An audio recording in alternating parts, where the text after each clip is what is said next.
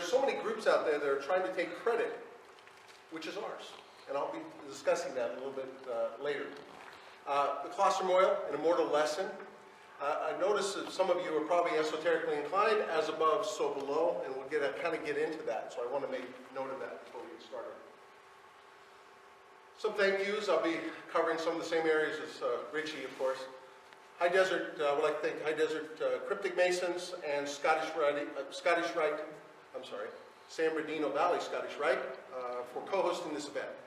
When we started putting this together, we were talking about locations, and of course, John Nolan so graciously offered this facility.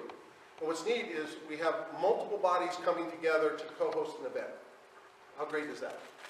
And of course, we want to make this a series. We want to continue this if we have some success. I've put on a few Masonic events in my time. I tell you, it's a lot of work, a little credit. I'd like to thank Richie for all his efforts. You know, a lot of sleepless nights. And of course, our primary speaker this afternoon, the reason we're really all here, is the Honorable Timothy Hogan. He'll be giving his presentation after lunch. You know, I got to tell you, it's tough to get a guy like this. He's always traveling. He's always traveling the United States and the world. And it wasn't an easy task, so it's really great that he's here. I don't know about you guys, but I'm looking forward to his new book, and I'm going to get a copy of it and get it signed. I hope you do as well this afternoon. There are a lot of people behind the scenes. I'd like to thank Richard Harlan for setting up the technical work here today. I'd also like to thank Craig Fleckwood for doing the lunch. I always look forward to his lunch. Lunch that includes the special bread, cheese, and meats and so forth. It's quality, highest quality. Okay, so we're going to be talking about alchemy and immortality, but I think we need to define it. And I like to do this with my students. When we're talking about an archaic term, we need to relate it to today so it resonates. It's called the hook method. So we want to hook it to something contemporary. But let's talk about ancient alchemy first. And of course, there's several ways to look at it. There's not, and remember, when we're dealing with allegory, and Albert Pike's quite clear, when you're talking about allegory, there's several ways to look at it. There's not one right or one wrong. It's a personal journey. For me, though, alchemy is turning base metals into gold is actually a metaphor for turning one's basic life into an immortal one. And I'm going to define immortality in a moment, so don't get caught off on that term. So what were they seeking, right? We heard terms like the Philosopher's Stone, Elixir of Life, the quest for the Holy Grail. Different terms basically mean the same thing. But what is alchemy today? And this is the really cool part. This is our heritage. This is Masonic heritage. Chemistry, basically alchemy today is chemistry, modern medicine, hospital doctors, nurses, etc. That's our legacy. Their purpose is to what? To extend life. It is. To give aid and extend life. And we do that, right? This is our legacy. You ever wonder why we give to Masonic hospitals, Shriners hospitals? And of course, my favorite is the Templar Eye Foundation. We do that because that's our legacy. And we give that money freely. We don't ask for anything in return. Don't get me started on, I think hospitals, to some degree, I understand there's a profit motive. But when profit becomes the only motive, you lose sight of what masonry is. And so, if you go to a Shriners hospital, you don't pay a dime. We expect nothing in return. That's the way the esoteric sciences work. We don't do this for today. I'm not getting any money. I know my brother over here is not getting any. No one's getting paid for today. We don't do this for money. Absolutely not. The reward comes from God. And what happens with hospitals, I love those hospitals that allow what? Prayer, right? And they allow people to go through and give religious comfort. But so many times we have all these very intelligent people running hospitals, doctors, and so forth. But they leave out the God element. So when we're talking about alchemy, we're talking about immortality. They cannot be separated from the God element. Absolutely not. The ancients knew that, and we continue in our quest. So there are those hospitals that do allow the religious element. But can you imagine all these incredibly intelligent people? how far we would have progressed if we did not ignore the God element? Do not ignore God. Absolutely not. And we don't do that in the craft.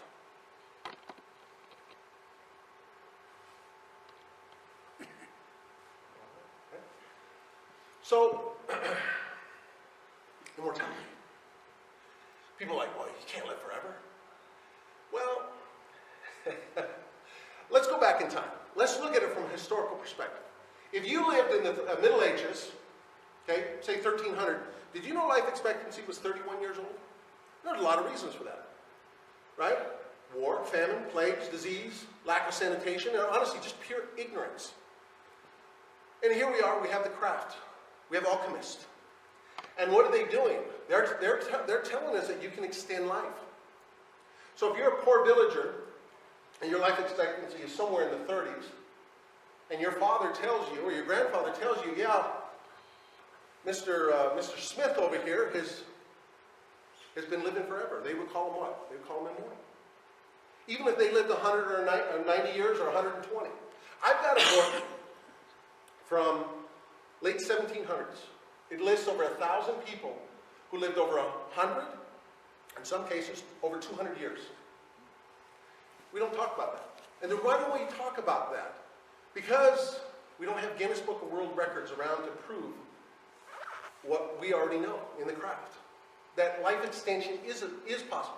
We talk about it in our degrees, and we talk about it in our literature. And we often will use the term regeneration. It is possible to extend life. That's why we give aid to hospitals. We believe in that, even though it's generally ignorant by even most Masons. So think about that. You're walking around and you see someone who's 100 years old, 120, 140, 150. We have records of them. And how do we know that it's generally pretty correct? England in particular was really, really good about what? Keeping records. What kind of records did they keep? They didn't really keep birth records. But what did they keep? They kept baptism records. And they kept death records. The church was really good about that. And of course it was isolated pockets. But we have a general idea that the people were living, even peasants were living a long time. If you were fortunate enough to have an alchemist, a king, a ruler, an elite, they would hire an alchemist to keep them healthy. But even the poor village people knew that there were ways to extend life. And the record's quite clear, despite Guinness Book of World Records not existing at the time. What do we know today? We have a man who died 149 years ago. He's 149 years, but he died last year. And he was 149. And everyone dismissed it because there was no record of his birth. Go back 149 years ago. How do you record someone's birth from 149 years ago in Indonesia? It's not realistic. We got another guy from India right now. He's living on the ether. He doesn't drink. He doesn't eat. He's 140 years old. They don't care about proving anything to you. Their relationship is with God. They're not there to prove anything to you. They just walk away. These monks, these religious people, if you're seeking that, you're not seeking the fame of other men or other people. You're seeking a relationship with God. So they have nothing to prove. That's why there's very few records.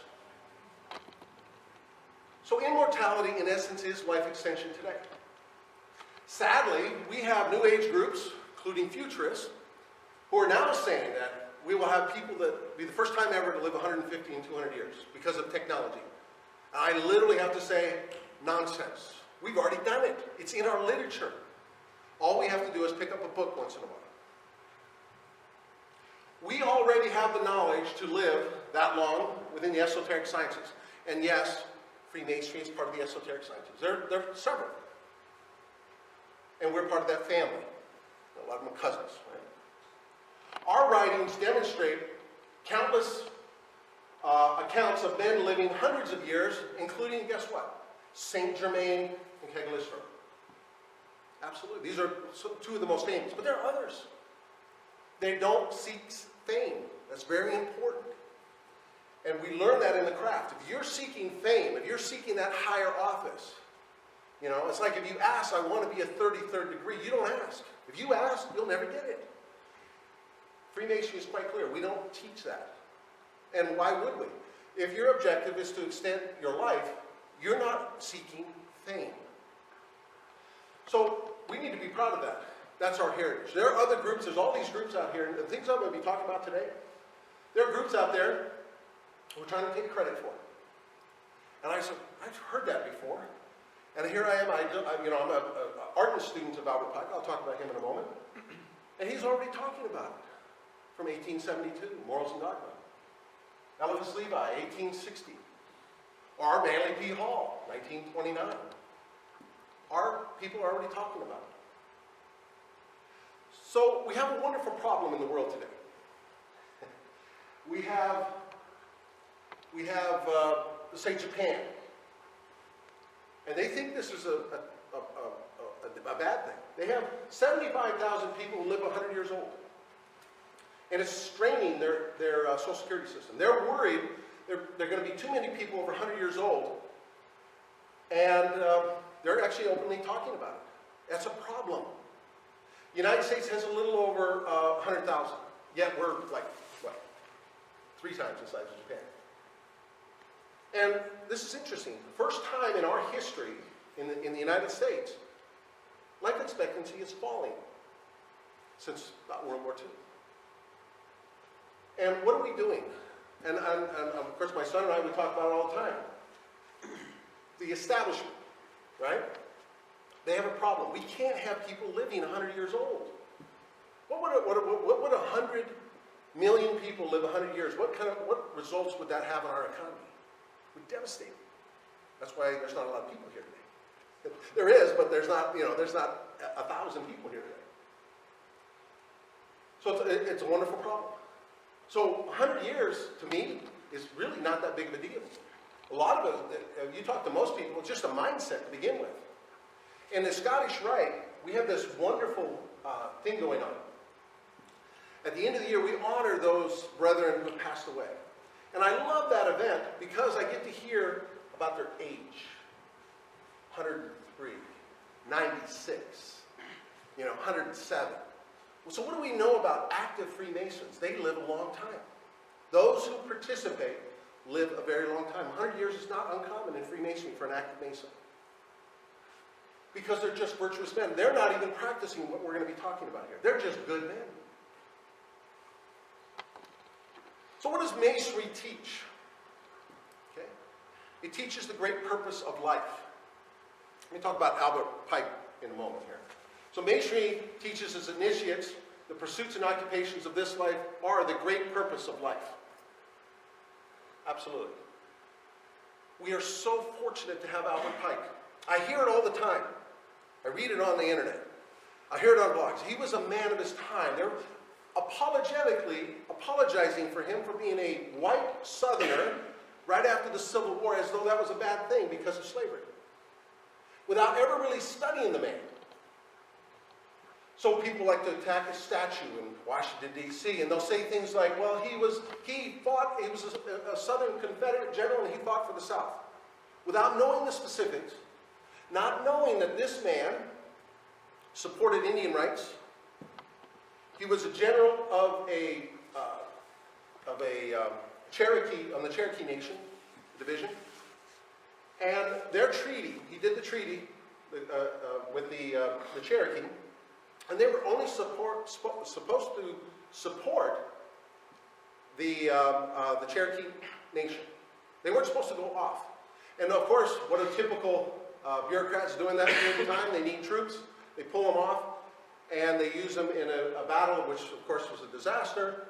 And of course, what does he do shortly after? He resigns his commission. He flees north. Because they broke the treaty. The Southerners, right, the Confederacy broke the treaty with Albert Pike. But he's a racist. Really?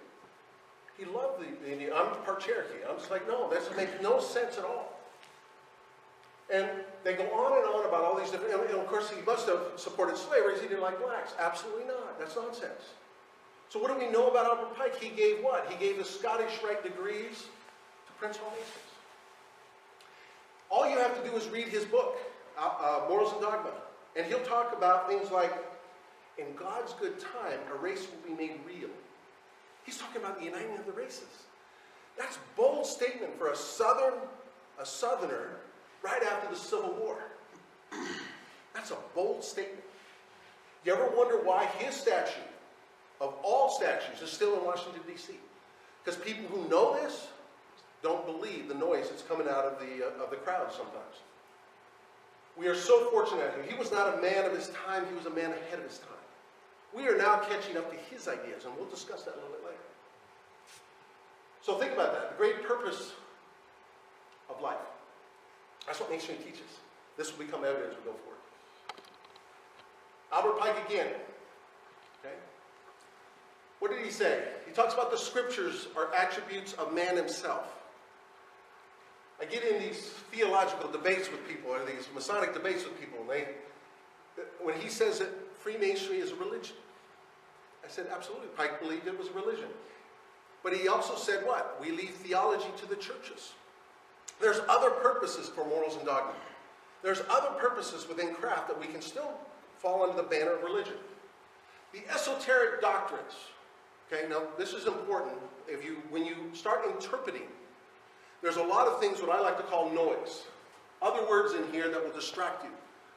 So it's like a cipher. You have to pull it out. And so I'm just highlighting, I'm just reading only the points that I think are relevant. The esoteric doctrines are in alignment with the secret teachings of all the schools of philosophy.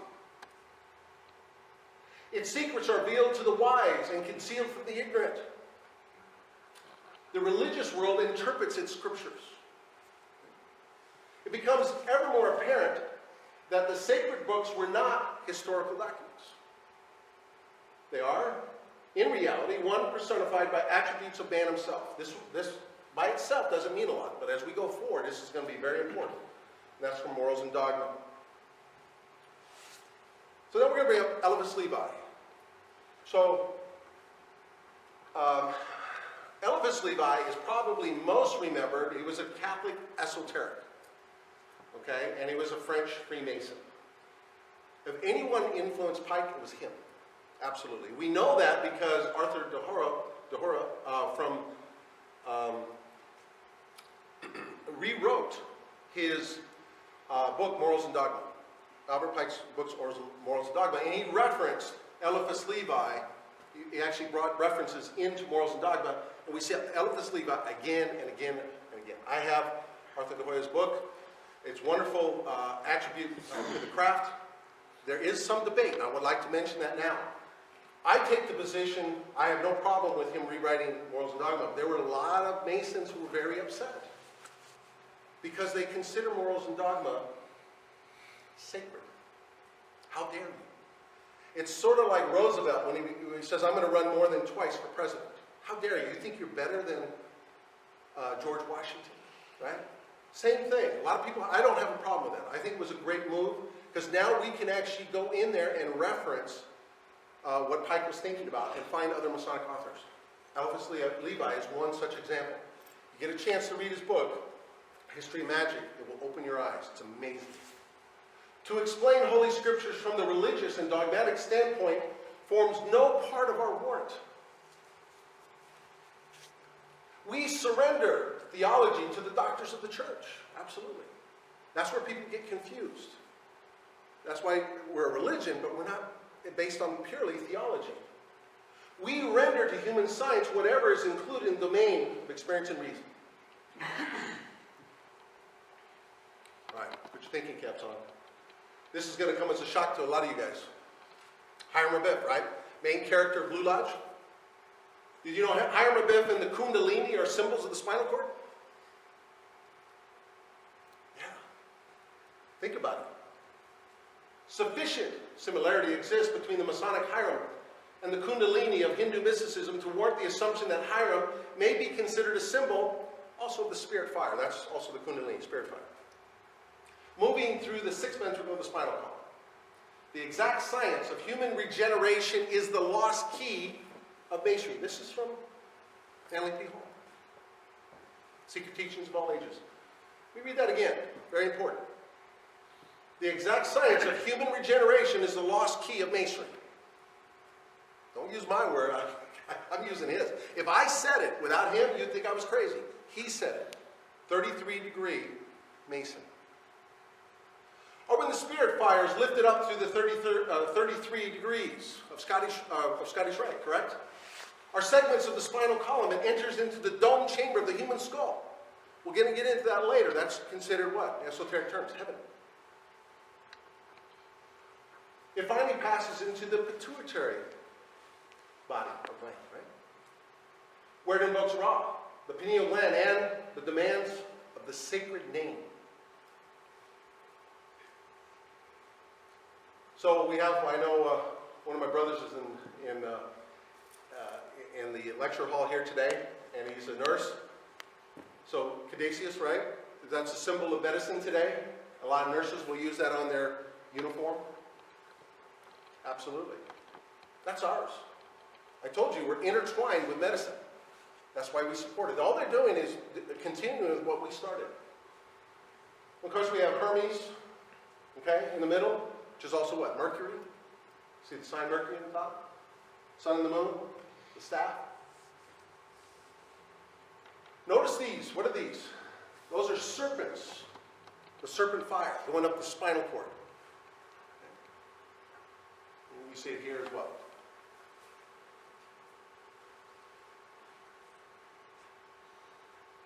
So before Manly P. Hall wrote Secret Teachings of All Ages, he wrote a small pamphlet.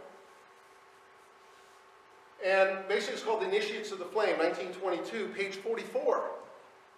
And a lot of you will remember this, the serpent eating its own tail. This is the serpent crown of the ancient gods. It shows that the two paths or parts of the spirit fire have been united. This crown is the symbol of mastery, and the union takes place when the student and the life forces are lifted up to the brain, heaven. In esoteric terms, heaven. Now, sometimes we're going to get into, and remember, we leave theology to the churches. A lot of times there's parallels. We're going to be talking about Christ. We're going to be talking about these different figures. And please don't confuse theology with esoteric sciences. Sometimes it gets confusing. If you study allegory, you'll start to understand there's the base story, and then you have to start looking layers deep. And it's okay. We do that within the craft, but we don't attack religion. Absolutely not. So here are some supporting quotes. And by the way, there are more. I just took a few. So not only Hiram, okay, mystery ritual are personifications of the spirit fire in the human spinal cord. This is from Manly P. Hall, right? Secret Teachings, page 212. The trees that grow in the midst of the garden is the spirit fire. Let me just acknowledge that just a little bit. So there are several ways to look at that. There's not necessarily a right or wrong way. Please understand, there are multiple ways. That's why when a brother or someone comes up to you and says, hey, you ever thought about this way? I go, oh, tell me more. There's more than one way to look at it. What's a tree of life? Yeah, it's the vagus nervous system that is aligned to what? The spinal cord. Okay. The knowledge of the use of the spinal fire, or spirit fire, right? Or serpent fire, is the gift of the great serpent. So the eagle is a symbol of initiation. We're going to be talking about what? We're going to talk about Scottish Rite.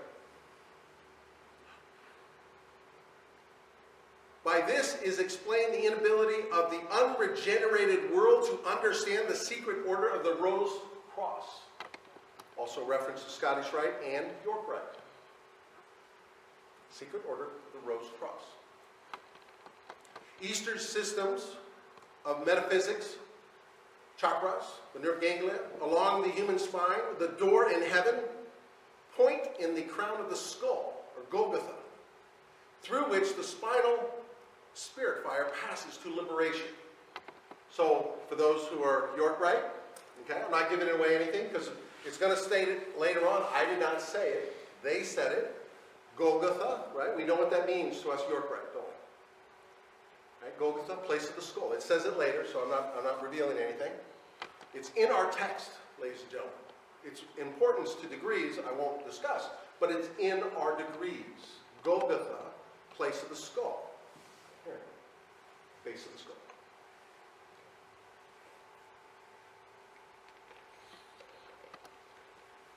So more from N.A.P. Hall. Also, King David ruled for 33 years in Jerusalem. The Masonic order is divided into 33 symbolic degrees. There are 33 segments in the human spinal column, and Jesus was crucified in the 33rd degree of his life. I'll give you an example a little bit later. Please understand, follow 33. When you see 33, follow it. There are mysteries to be revealed.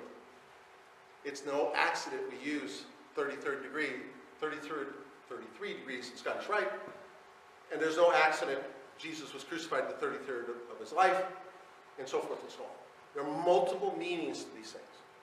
We'll let the churches have their doctrine, but in the esoteric sciences, there are different meanings for these, okay?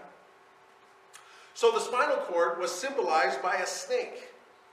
The serpent coiled upon the forehead of the Egyptian initiates represented the divine fire, which had crawled serpent-like up the tree of life. Right? The tree of life, that vagus nervous system. What is the vagus nervous system? Again, it has different purposes, but basically it's what? It is an antenna. If you're spiritually inclined, why have a pure body? We'll talk about that a little bit later, but why have a pure body? Why purify your system? Why be a good man? To what end? Okay, we're going to talk about that, but think about that. It's an antenna to the spirit world. Absolutely. So the eagles of Napoleon and Caesar, of the zodiacal eagle of Scorpio, are really phoenixes. Okay. And if you were fortunate enough to be at my last year's lecture at Maya Lodge, we dealt with what the two heads looking outward mean. It's really fascinating. Masonry will be in a position to solve many of the secrets of its esoteric doctrine when it realizes that both its single and double-headed eagles are phoenixes. And that all initiates and philosophers, the phoenix is a symbol of the transmutation and regeneration of creative energy. Part of the screen's cut out, but commonly called the accomplishment of the great work. What is the great work? It's the same thing as magnum opus.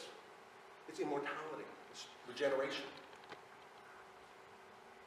Absolutely. We talked about it. Again, N.A.P. Hall.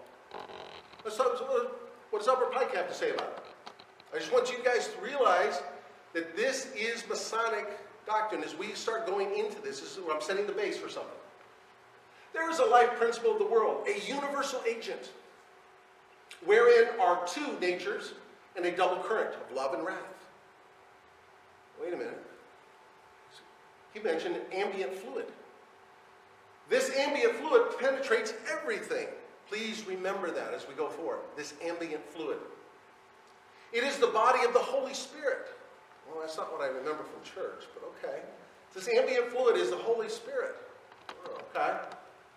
The universal agent, the serpent devouring his own tail.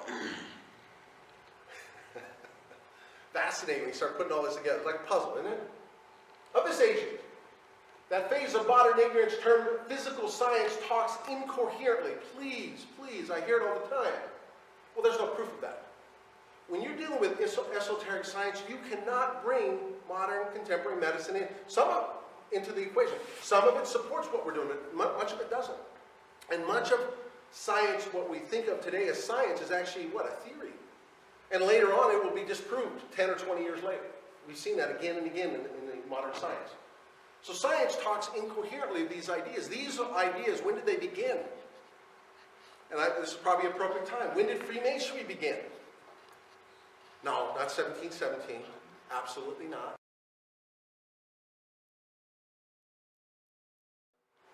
If you go into the York Rite and Scottish Rite, it's real clear. Even, by the way, even the 1723 Constitution is quite clear. It began with Adam and Eve, and we support that. And did you know that before Hiram Abiff, there was another ritual? It was Noah and his sons, the Noachites. We honor that in York Rite. When did we begin?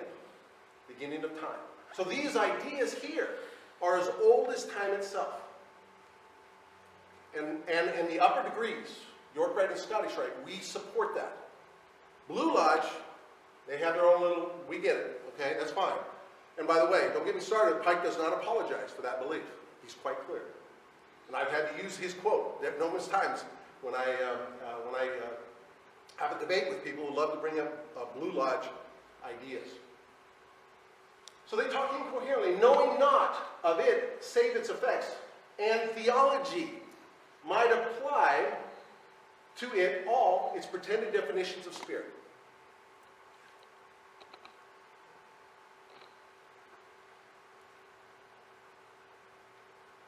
More from Albert Pike. Man had fallen, but not by the tempting of the Spirit. Now, what are we talking about? We're talking about Adam and Eve. There's a biblical story about Adam and Eve. Well, there's an esoteric one, and it's a little bit different. And there's several versions of that. Okay? So man had fallen, but not by the tempting of the serpent. The serpent was deemed to partake of divine nature and was sacred. Absolutely. He was deemed to be immortal, becoming young again in his old age.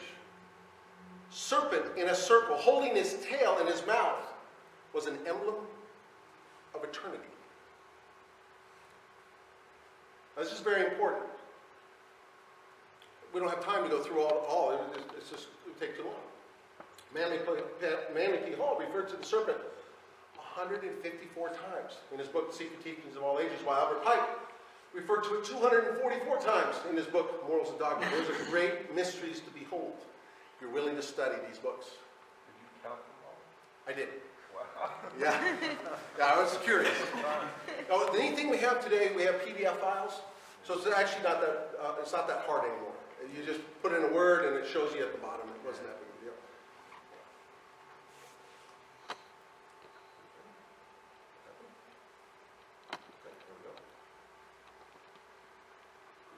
Okay. So now we're going to give you an example of uncovering the truth. Because you need to think about things esoterically, not from your religiously trained. I was religiously trained as a young man. Many people were. And I get that. And that kind of harbors some prejudice in my mind when I was just getting into becoming a Mason. You know, I mean, going to church 3 times a week and all day on Sunday and potlucks and everything else. I get it. I was inundated with these religious ideas. But think of it from an esoteric perspective. So this is from Dr. George Carey, God-Man, the Word Made Flesh, 1920. Now, I personally believe he was a Freemason. Put that aside for a moment, because when I interpret his readings, it's clear. He's using Masonic references that not all esoterics would know. But that's okay. Let's put that aside for a moment. He is definitely part of the esoteric family. No doubt about it. That's why I'm referencing him today. The gospel miracle of turning water into wine. We're familiar with that story, are we not? Did you know the meaning of miracle? And he goes to the base word, the base meaning of words, and it's important. And he's going to reference this a few times. The meaning of miracle is to uncover the truth. Yeah, uncover the truth. That's important as we go forward, okay? That is what we're doing here today. We're uncovering the truth. There are many secrets to be learned within the esoteric sciences as long as you're willing to give up some of your preconceived ideas. And that's where that Masonic thinking comes in. If you delve yourself into Masonic doctrine, Masonic thinking, many secrets will be revealed to you. Okay. So again, Dr. George Carey. Did you know the word secret is derived from the word secretions? Remember ambient fluid we talked about earlier. The word secret is derived from secretions. The cerebrum contains the secretions. Creative are that which creates, builds, supplies the life force of the human temple. Wait a minute, the body's a temple? Absolutely. Not by accident.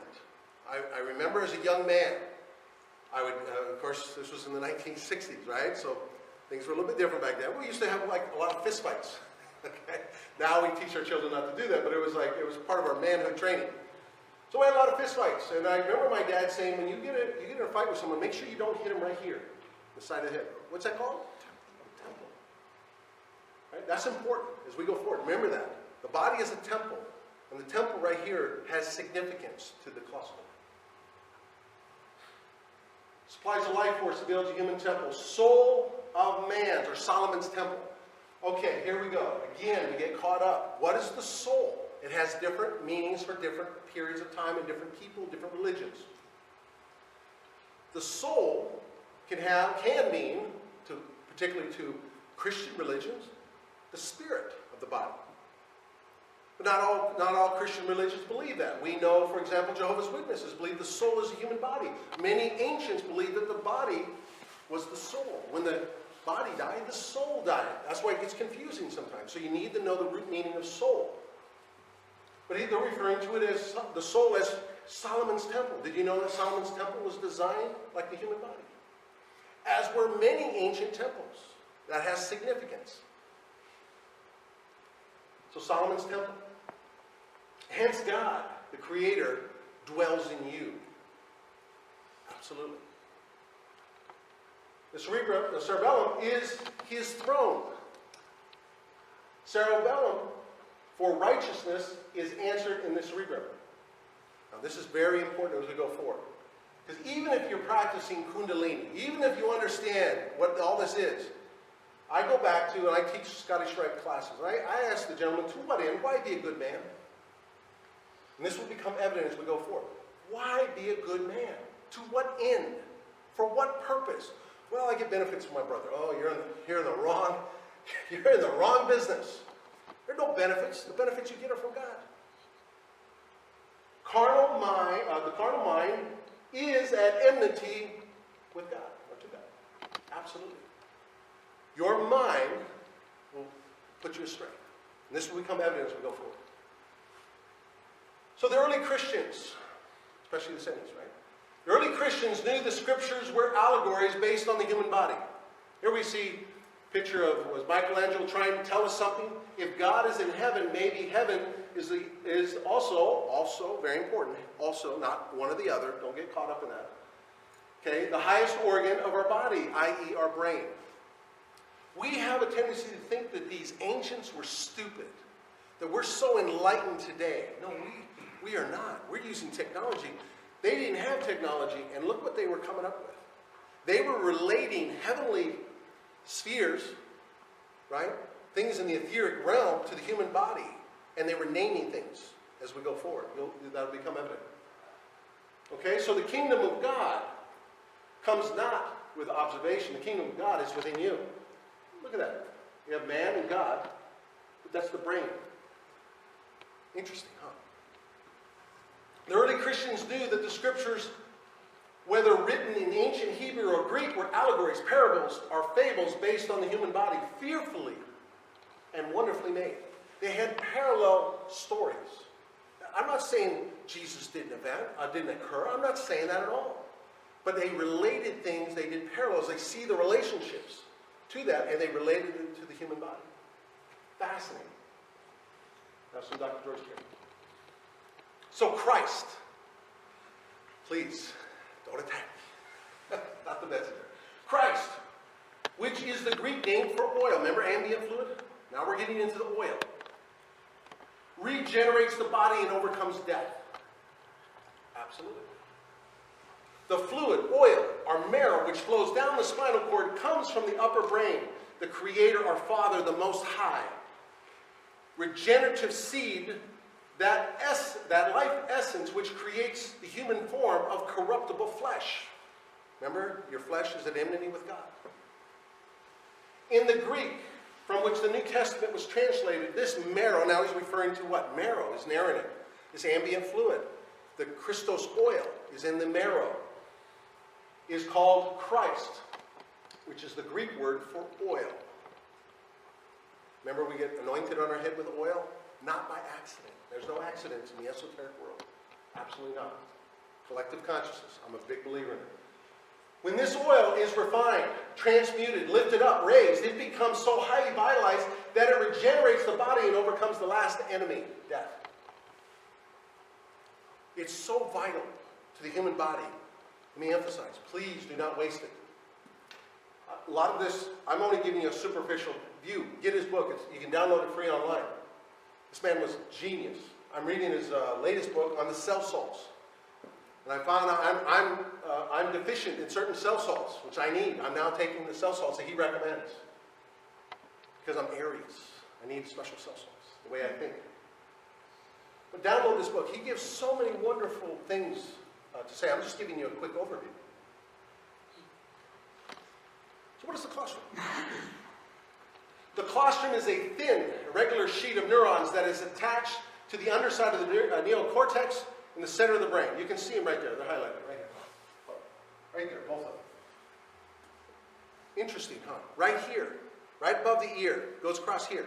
So what happens when you hit somebody in the temple? Boom, they die. Research is quite clear. That is the center of consciousness. We think it's the pineal or pituitary gland, right? Depending on who you're talking to. No, it's the colostrum. They've done research. They hooked up electrodes to it. People would be talking like this, and all of a sudden they'd turn it back on, and then start again. That is the center of consciousness, according to Dr. George Carey. And I have a tendency, I like the theory. I think it's I think this is hidden knowledge. This is part of the Kundalini we're talking about. This isn't separate. This is Kundalini. He goes into it in depth. And it creates this very small, finite oil that must be preserved throughout your life. Do not waste it. He's quite clear. That's the crystal oil. You do not waste that oil. So, we're familiar with land flowing with milk and honey, right? Scripture.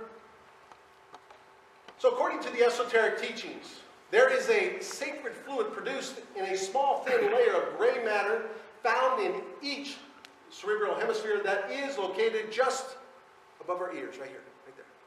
And you can see it's long, so it goes right by here. These two thin layers, or nerve layers, are called colostrum. There's two of them, both sides. This fluid, when it flows down from the colostrum, separates, and part of it goes to the pineal gland, and the other part goes to the pituitary gland. And we've seen what happens to the pineal and pituitaries, right? When they get all, they become hardened and crystallized, and we've seen those on the internet. It looks nasty, right? And of course they believe that's leading to Alzheimer's and a bunch of other stuff. Yeah, your body, you gotta take care of your body. It's a temple. It is God's temple. Okay? But it's being supplied with a fluid. Both glands make this fluid a little different. So we'll go down, and it will go into there. I believe they cross. Okay? Make them a little bit different. The pineal gland is the male. Okay? And it gives electrical properties, while the pituitary gland is female, and it gives magnetic properties. It is told that the liquid of the pineal gland is yellow, gland with flowing milk and honey, right? While the secretion of the pituitary gland is white. And therefore, the land flowing with milk and honey is believed by some to refer to that place in the brain where these glands are located. I'm not saying the story of the land flowing with milk and honey isn't true. I don't know what came first, the chicken or the egg. But there are multiple meanings. Don't take away and say that the story by Moses was wrong. No, it's not. Absolutely not. Okay? It just has multiple meanings. They thought differently. They thought esoterically, and they related to the body. They actually thought that it was a temple.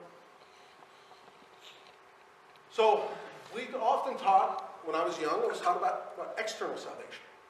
This is internal salvation. This area, by the way, is the Eye of Horus, and was very important to ancient Egyptians as well, who surely knew this process of internal salvation. Absolutely. Okay, the Eye of Horus. We now know what it means. Okay? Over time, in God's good time, everything will be revealed to us. And it's slowly being revealed to us. It is now time that the world know that this information is old as time itself. And Freemasonry, as a carrier of the secrets, is responsible for this information. Absolutely. So down the spinal cord, down the spine to the solar plexus. Okay? Personally, I think it should be down a little bit lower. Okay? But anyway, you'll see a lot of the esoteric pictures and drawings from they'll have a sun right over this area right here. Right? And it has to do with the solar plexus area. The stomach. You know, the stomach is what? The second brain of the body. Right? We know that. And it's important to have what? Stomach health. Absolutely. So the seed, right? When these different secretions flow down the two glands, they go down the spine through the semilunar ganglia, and at the solar plexus, they produce a seed. Absolutely, right here. Right? Jokingly, when I became a Blue Lodge Mason, and I got my apron for the first time, and they said, as a reminder to keep your passions in due bounds. It gives me different meaning today. Absolutely. The seed returns only if God's laws are kept. So even if you're practicing Kundalini, which is one of God's laws, there are others, and we're going to get into that. Why be a good man? To what end? This place, the solar plexus, is called Bethlehem, which is a house of bread where Christ was born. Jesus also called himself the bread of life. Humans start producing the seed in this area from around the age of 12 when puberty starts. Makes sense, doesn't it? It is told in the Bible that Israel is promised to return to the land of milk and honey. In esoteric terms, this return is the return of the seed to the area of the brain where those two secretions, the golden and white, or white and golden, are produced. The origins of the seed, indeed, are from the region which is called heaven or Eden. Esoteric terms. This return can only be successful if the law of God is kept. Absolutely. So, as I progressed my education, you know, I don't mind telling you guys, you know, I am confronted. I'm confronted now with certain issues in my personal life. And do I take on this responsibility of doing something where I know it's going to harm the seed from rising? Why be a good man? Now I have a reason, I have a purpose to keep God's laws. Not just my own fanciful, the way I think it should be interpreted. No. I want the seed to rise. I need to be a good man always now. Not just on Sunday. Not just to my Masonic brothers. To everyone I meet. So, at birth, as your cerebrospinal fluid, or Christ, the crystal soil, climbs your 33rd vertebra, Jacob's ladder, which is what? Second degree of Blue Lodge Masonry, absolutely. And meets your 12 cranial nerves, or the 12 disciples. Just an accident, nothing to see here. It ignites the pineal gland, which is your resurrection. The 12 disciples are the 12 cranial nerves. Just an accident, nothing to see here, people. So what is good for the spirit is bad for the flesh. Absolutely. What is good for the spirit is bad for the flesh. The seed will not rise if you're a bad person. You ever seen what happens to bad people? It's fascinating. Study them. You ever wonder why people die when they're 65 or 50? Guy just died 59. He looked terrible. What was he doing? He was bad. He was a bad person. He was doing bad things. He was drinking. He was smoking. He was doing all these things. The idea that the body was a temple of God was meaningless to him. And the idea that I need to be spiritual on top of that, forget it. And the body just shrivels up and dies. He wastes that oil. This seed is destroyed when people seek pleasure or pleasurable sensations. Not just sex. No. Everything in our society, we are inundated with it. Because spirit and flesh are enmity with each other. What's good for the spirit is bad for the flesh. To save the seed, a human being must become victorious over the lower senses. Also the stomach, right? It's here. That would be my biggest sin. I joked to my brother about this. It's gluttony. I love food. Oh my gosh, I want to eat. That's a sin. You can eat. And it'll become evident towards the end. You can eat, but you don't need, have a piece of pie, not the whole pie. Slave to sensual pleasures. We are, all of it. Our society is inundated with it. And you have to fight that if you want to extend your life. Absolutely. According to esoteric teaching, sensual pleasures are under the law because they are under the solar plexus. They feel good for some time, but it never lasts, right? Absolutely not. And the loss that they cause is greater than most people realize. Yet those who are not slaves to sensual pleasure are under the law because they are led by the Spirit. Absolutely. Any act that's sinful slows down and prevents the automatic action of the seed. Any act. Not just sex. No. Food. Your behavior towards your brethren. Towards the common man on the street. To your co-workers. You want that seed? Why be a good man? Man, I wish someone would have told me this when I was younger. I got a young man here, right? One of the brothers brought his son. Wow. How great. Not just because because God told me to. No, they're giving you a biological reason why you need to do this. Wow, that would have made a big difference in people's life because I have a biological reason. Yet those who are not slaves to sensual pleasures are not under the law because they are led by the Spirit. Any act that's sinful slows down or prevents the automatic action of the seed, which is Christ, from going up the spine into the promised land. This seed, if not interfered with, should, when born in the solar plexus, get baptized in the spinal cord fluid, which is the river Jordan. This will become evident as we go forward. Esoteric terms like Yeshua, Jesus, right, was baptized in the river Jordan. Notice the parallels here. Fascinating. So we have, of course, we have the brain, right? We have the spinal fluid. It's important. But notice, the first picture we started with was as above, so below. Now we have life, death, rebirth, ascension. Life of Christ. The parallels are uncanny. It will start up here in the classroom. It will go down there, and it will generally die. It's done. Most people in their whole life will not get one seed to go back home to heaven. Not one. You need to be reborn again. It's not easy. Absolutely not. Okay, now this will become more apparent as we go forward, right? Galilee, River Jordan, Dead Sea. The seed generally dies in the Dead Sea. But no accident. 33rd vertebra of the human spine. Jesus died at 33. 33 degrees with Scottish Rite Freemasonry. Just no coincidence here. Nothing to see. It's not by accident. Their 33 was there. They left it as a roadmap for us at some point in the future to find and reveal this when our society was ready, and we need it now. We need it more than ever now. What's going on in our society? With the advent of what?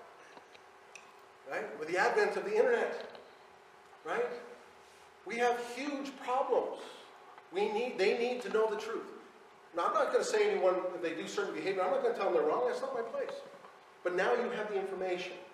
And this information is ours, and it needs to be spread with the world. These oils, if not wasted, illuminates the body. Absolutely.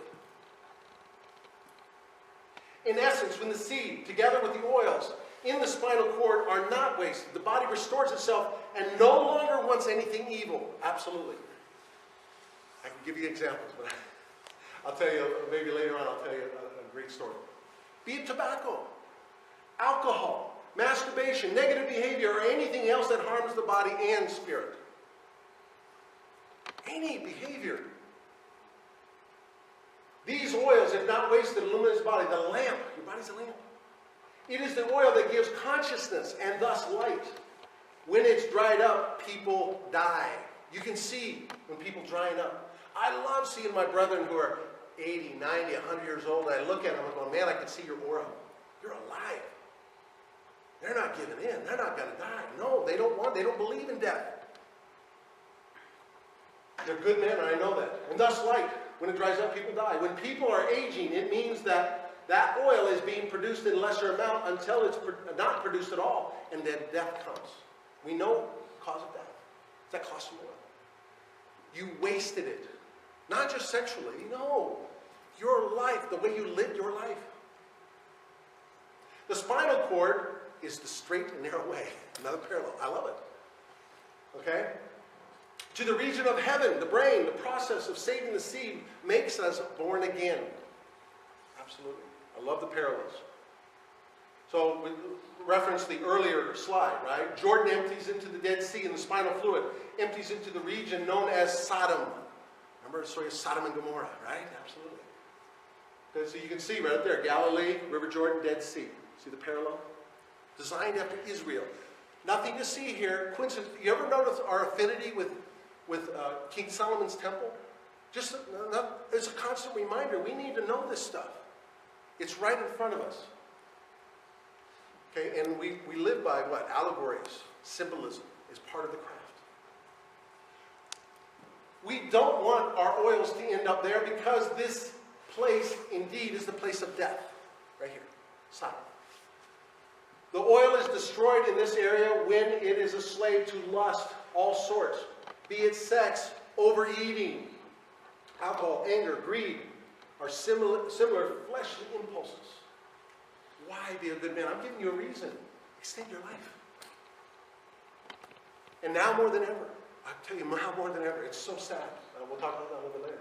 According to the esoteric teachings, the pineal gland is connected with a nerve which crosses the spinal cord at the base of the skull. There we go.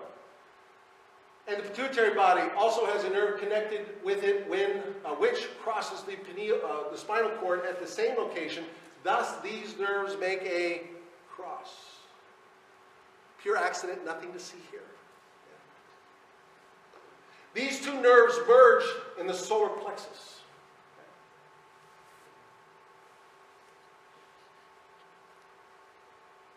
There, their unity receives the holy breath, the Holy Spirit, the breath, breathing. And then the Christ seed is born. That's the esoteric trinity. Again, another parallel. The pineal gland is male, the pituitary gland is female, and the breath is the spirit.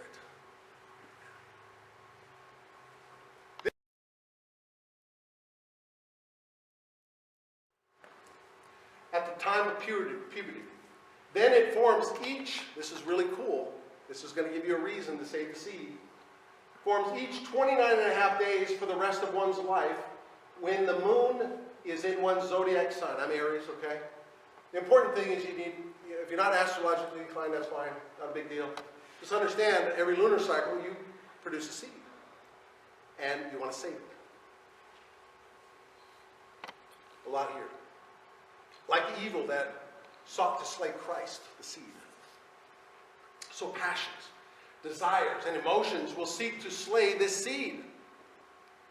We must strive to save and lift up the seed no matter how much the dark forces try to destroy it.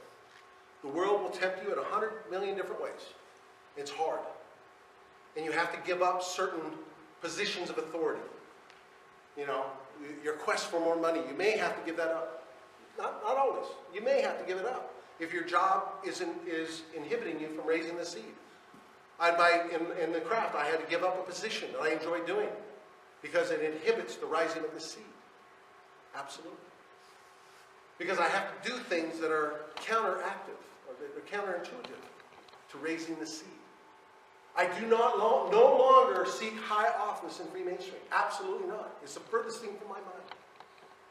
The seed, Christ, if it's not destroyed, will be lifted up and flow in the fluid of the spinal cord. Thus, it will get baptized with that oil and become anointed. Here's the best part. That's just the start. The seed is still in danger. And if lower desires are not stilled, it will travel down the spine into the Dead Sea and will be killed. Absolutely. It's done.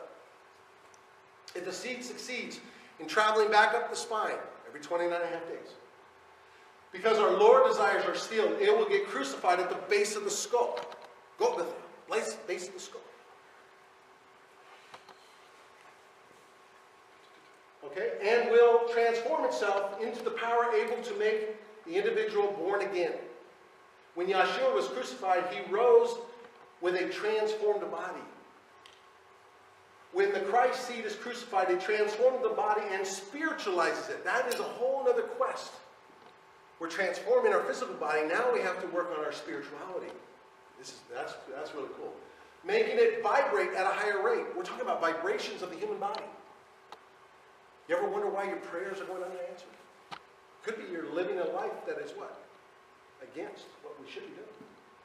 And this all happens when only one seed is saved. Sadly, most people never save not one seed, not one.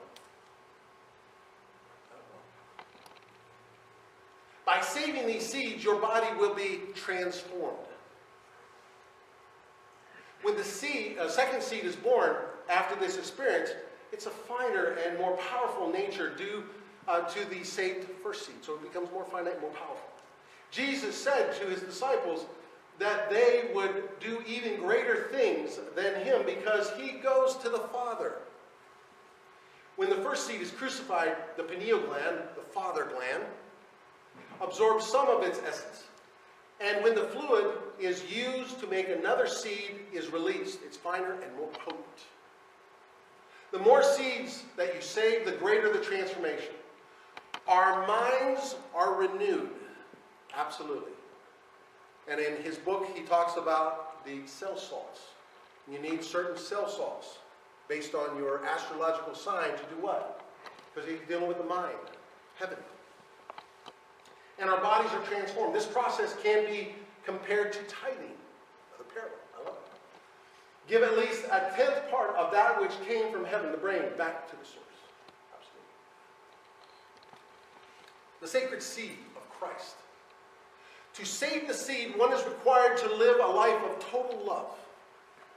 That's hard in our contemporary world. Absolutely, people. Very hard. Peace. And here's the big one. Selflessness. Do something, not because of something you get in return, because it's pleasing to God. It's good for your temple.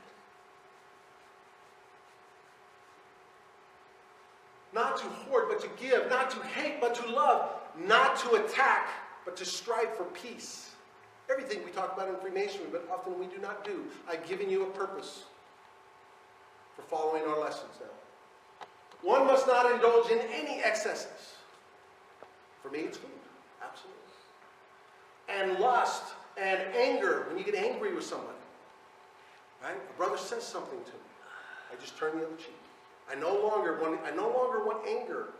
Even if a brother says something to me in open. 10 years ago, I would have used my worldly impulses and say, you SOB. Not anymore. I don't want to lose one seed. Okay?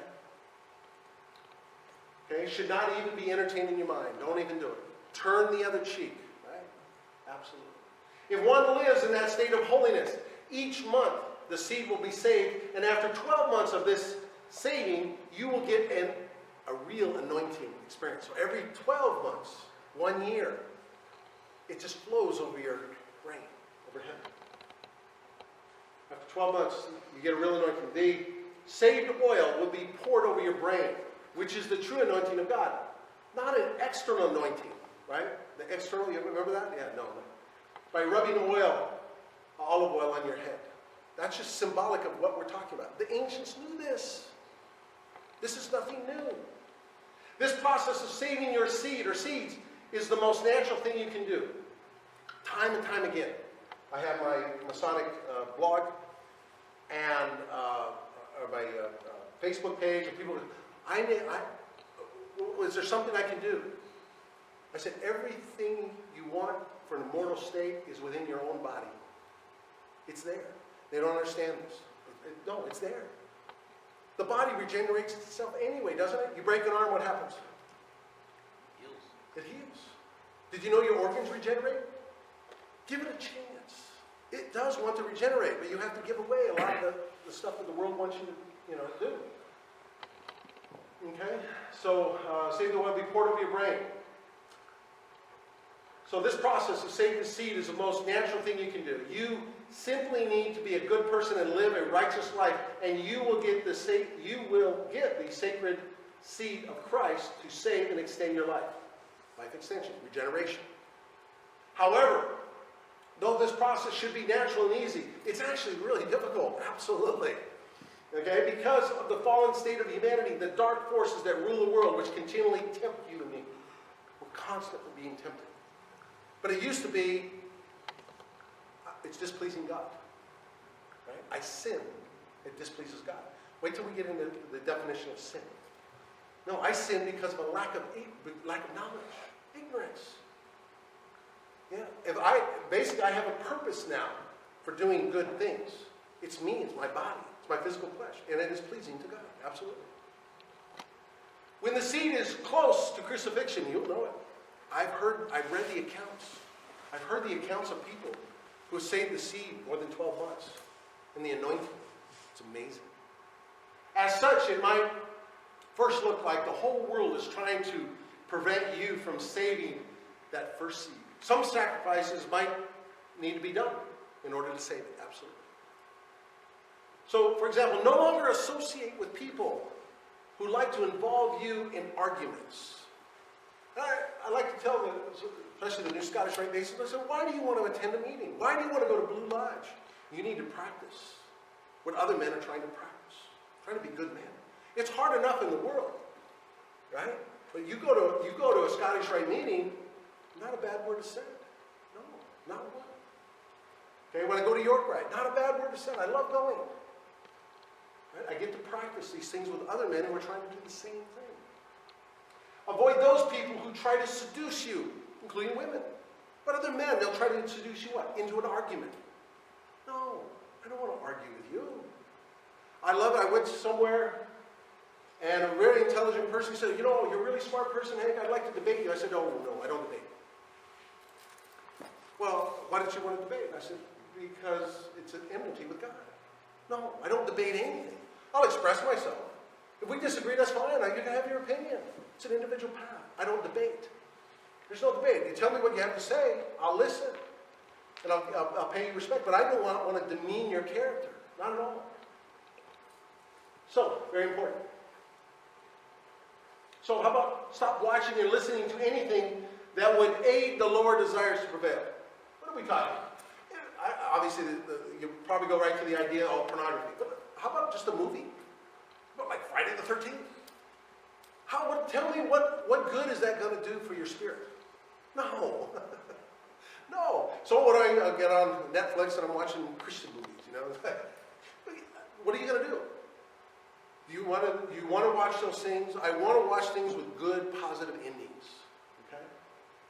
So if your priority is immortality, your first step should be spirituality. Absolutely, guys. God exists. His disciples exist. Spirituality exists. Raise your vibration and open yourself up to the possibilities of a spiritual life. Absolutely, it exists. When the seed is close to crucifixion, you will know it. Your eyes might get open to see that you are not a nice person as you thought you were. Absolutely. Self-reflection. You start realizing, gee, I was kind of a jerk when I was younger. Yeah, don't get me started on my youth. Oh my gosh. How my wife put up with me, I have no idea. I reflect back and I'm going, man, I was not a nice person. I was headstrong. I was arrogant. I was Aries. I was Aries the ram. Bad. Okay? At which time you are encouraged to repent in order to continue your advancement and the acceptance of additional seeds. But what do we know about Aries? Aries, they're stubborn as hell, but once they get their mind on something, they never give up. Yeah, I'm not giving up. No, absolutely not. So now we're going to get to that point. Oh, what are you talking about? How do I do this? This is where, remember in Lodge, we talked about from east to west? Yeah, a lot of the knowledge we get in Main Street came from the east, absolutely. We acknowledge that from east to west. Alternatives. The Taoist sexual practices literally means the bedroom arts. Absolutely. Okay, so what is that about? That's about joining the energy, joining the essences, right? Good health, attain longevity or immortality. Longevity is immortality. Or spiritual advancement. They're interlinked. You cannot have life extension or immortality without spirituality. It is impossible. The esoteric sciences are quite clear. Well, I'm going to practice Kundalini. And I'll practice being a good man, but I don't want to have God involved. No, it doesn't work that way. Absolutely. I'm sorry. It's just not going to work. The ancient writers are quite clear. Any advancement they ever did, anything that came good in their life, they acknowledged God. Absolutely. To think otherwise will not end well. And if you are granted life extension, it is because God granted it to you. Fluid loss results in premature aging, disease, and general fatigue. Many Taoist practitioners link the loss of ejaculatory fluids to the loss of the vital life force, where excessive fluid loss results in premature aging, disease, and general fatigue. I see it again and again all the time. The general idea is to limit the loss of semen. In essence, the retention of the semen is one of the foundational tenets of the Taoist sexual practice. The most popular method to control ejaculation is simply to pull out before the orgasm. Stop any friction, movement, or think about something else. Well, let me make this clear. Some of the brothers came up and says, "Oh, you mean I need to be abstinent?" I said, "No, no one ever said you had to be abstinent. It's absolutely not." And so I contend, I was baptized Catholic, so I understand this. You know, the Catholic priests, they had this idea that they're going to be celibate all their life. They knew about this. They said, well, you know, if this is good, I think we can do one better. No, that's not it. Sexuality raises the kundalini, raises the crystal soil. No one ever said not do it. They're just saying don't release it. Big difference. That's the big secret. The most popular method, okay, we talked about that. Most importantly, the concept of joining the essences is the union of man and woman would result in the creation of jing, which is a type of sexual energy. When in the act of lovemaking, jing would form, and the man would transform some of his jing into ki and replenish the life force by having as much sex as possible. Men have the opportunity to transform more and more jing. As a result, would see many health benefits as long as he does not release his semen. Absolutely. So the crystal soil is in the semen. You can't separate it. Okay? So it's there. So what do we know about this, right? So what do we know that's going on in our society today? Okay, it's bad. So we're hearing all the reports that I'll just tell you a quick story. When I was a young man, I think I was about 14, I got my hands on a Playboy book. Wow, this is cool, right? What is this? And my mother finds out.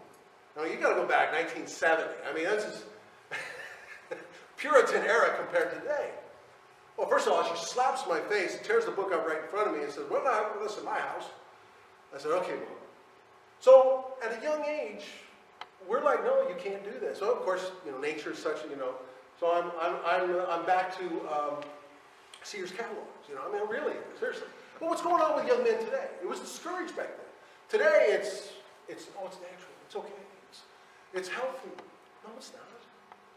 So men, because young men at an early age, they have the opportunity to masturbate unrelenting all day long. And they say it's healthy. But what do we know what's going on in our society? Men and women are now detaching from each other. Men don't respect men, and women don't respect men. They're releasing the seed. We're going to talk about that a little bit later. But by holding it in, you transform your body. And what do we know? They're talking about hormone levels are dropping in young men at a massive rate. Oh, yeah, go figure. We're going to talk about that a little bit later, too. Absolutely. So yin and yang, right? The concept of yin and yang is important in Taoism and consequently also holds special importance to sex. Yang usually refers to the male sex, whereas yin refers to the female sex. Man and woman, this in esoteric terms, this is really important. Men and women were equivalent in heaven and earth, but became disconnected. They were up there. They became disconnected. And so the union between man and woman, this is appropriate time. I'm on my third complete study of Albert Pike's Morals of Dogma. This is why I want to say he's a man ahead of his time. He talks about the natural act of sex versus the godly act of sex. He never said that masturbation was wrong. He never said homosexuality is wrong. He never said that.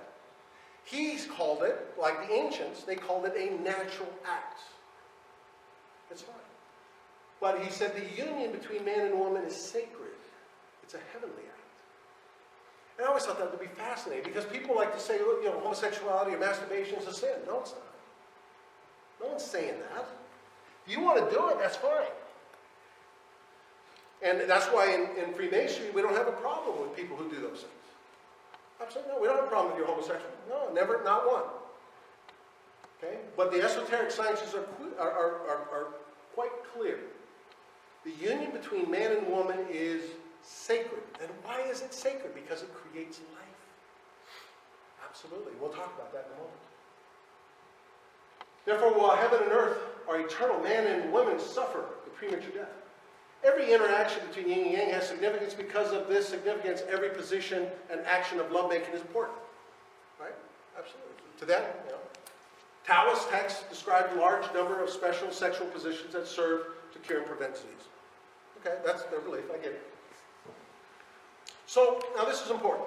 According to Ji Hin, a 4th century Taoist alchemist, those seeking immortality must perfect the absolute essentials.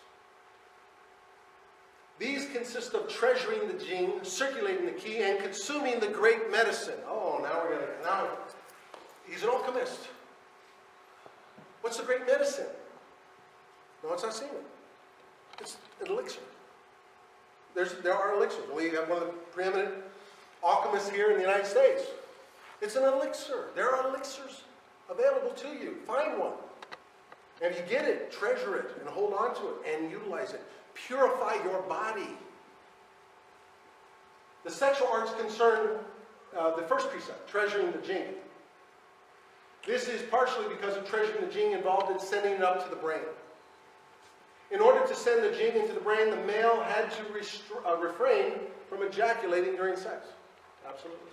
According to some Taoists, if this was done, the jing would travel up the spine and nourish the brain instead of leaving the body. Absolutely. Ji Hung also states, however, that it is a folly, very important, it is a folly to believe that performing the sexual arts alone can achieve immortality. So you're going to practice Kundalini, you're going to present that, that's all you're going to do, it's not enough. This is just, remember I said, this is an immortal lesson. There are hundreds of immortal lessons. Absolutely. It's just one, it's an important one, but there are a lot of others. So the sexual arts have to be practiced alongside alchemy to attain longevity. Absolutely. The Taoists believe that. And I contend that's to be true. Okay? Yeah, you need to have a basic understanding of alchemy. You don't have to be an alchemist, no. But if you're fortunate enough to get an alchemical formula that you feel satisfied with and you believe in it, and I'll be honest with you, be guided by the Spirit, be guided by God.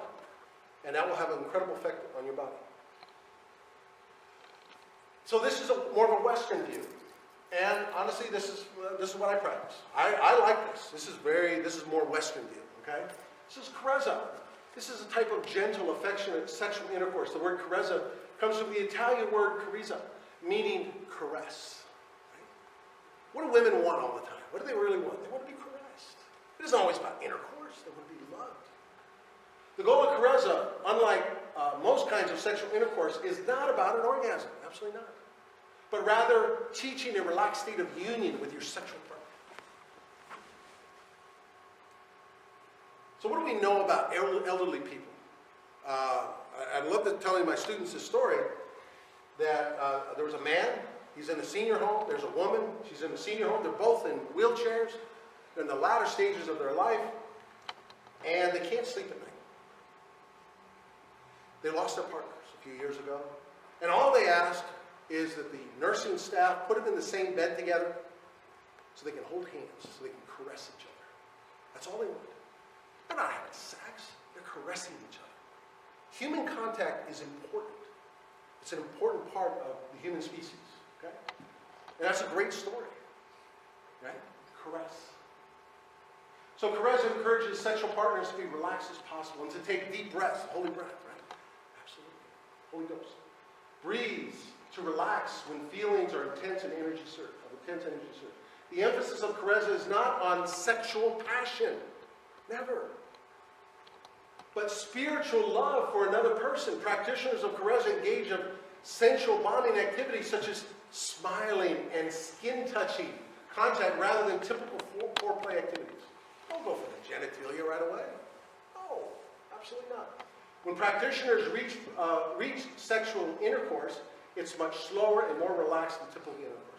It doesn't have to involve that. It could be just holding each other for 20 minutes. Absolutely. And what is that doing? Just that. Sex is important. But what is that doing? That's raising the Kundalini. That's that spiritualness that we're talking about. It doesn't always have to be sex. Okay? And by the way, in the ancient world, they have a lot of phallic symbols. Okay? So an erection is important to a man. How did Aleister Crowley, this is interesting, Aleister Crowley, how did he know he was about ready to die? He said it publicly. I'm about ready to die. And they said, what do you mean? How do you know you're going to die? He says, I can no longer function as a man. He knew about this. Absolutely. But we know he did what? He did a lot of sex magic. He did a lot of stuff he shouldn't have been doing. He wasted it. Absolutely.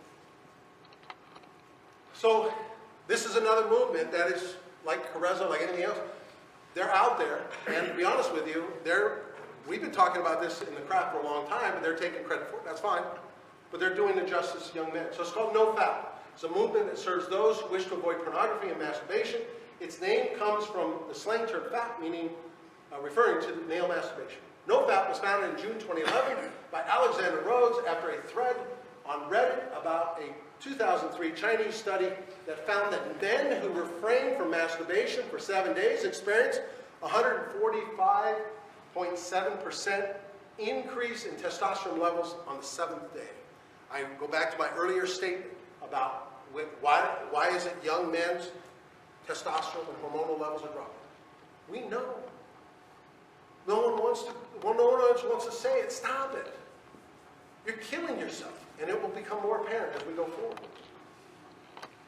So let's talk about the benefits of sperm retention. I didn't say sex. No, how about the sex you want? There's nothing wrong with sex. There's nothing wrong with just hugging somebody that you love, spending an evening together, holding hands. There's nothing wrong with that. Okay? But retain it. That's all. There's only one. There's two purposes, and I'll get to that in a moment. Okay, so I highlight the ones that I think are important. But there are some others. How about more energy? More confidence, happier, highly motivated to succeed, highly motivated to do more, increase muscle mass. What happens to older men as they get older? They lose body mass. Absolutely. More alpha male behaviors. More respect from men. Absolutely. And respect for men. Improved memory. Better sex. Yeah, absolutely. Stronger. High sex drive. Improved immunity and increased stamina. Hold on to it. But here's the other ones. I think they're important. It might be important to you. How about less depressed? That's cool. Less anxiety. What are you on? You're having sex, but you're on anxiety medication. Really? How about try seminal retention for a while? Increase social skills. Not afraid to go out and meet people. Why are young men so shy today? Absolutely. Because they're embarrassed. Highly motivated to approach real women. Yeah. Increased fat loss. Improved workouts. Improved sporting performance. Deep voice. Improved skin. Thicker hair. You ever wonder why your hair is you're losing your hair?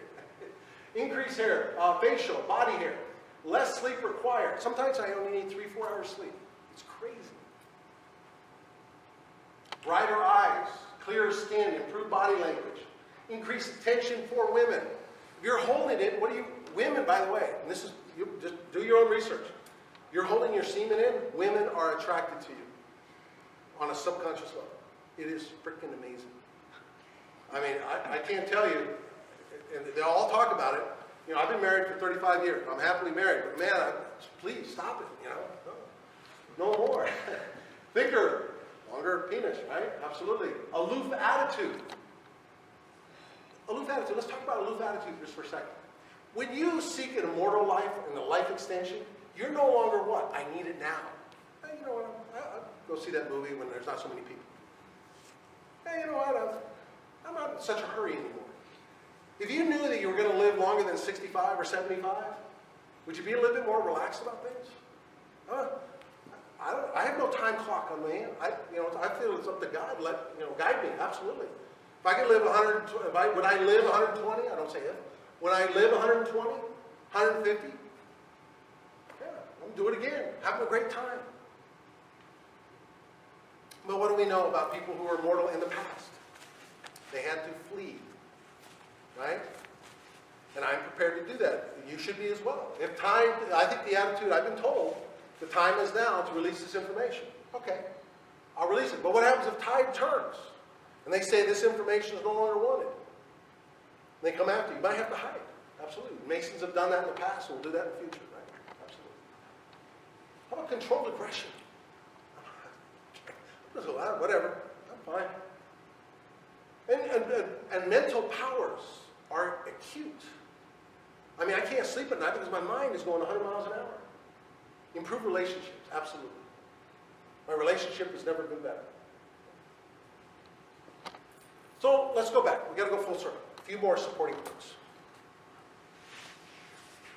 So wisdom, that's what we're talking about. It's called nous, or logos. Intellect, or the word. Intelligence. Source of the what? Of anointing? Uh-oh.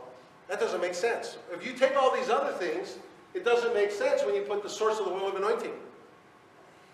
But you do if you would have put that first. You would have put the source of oil of anointing, and then you would have put intellect. It would have made sense. That's how the esoteric writers, they throw that in. Oh, wait a minute, now they're talking about response to the Holy Ghost. Remember the holy breath? Yeah, the crystal soil. Absolutely. Yeah, that's from Albert Pike. Jesus of Nazareth, Son of Man, is the expounder of the new law of love. Absolutely. We talked about that. New law of love.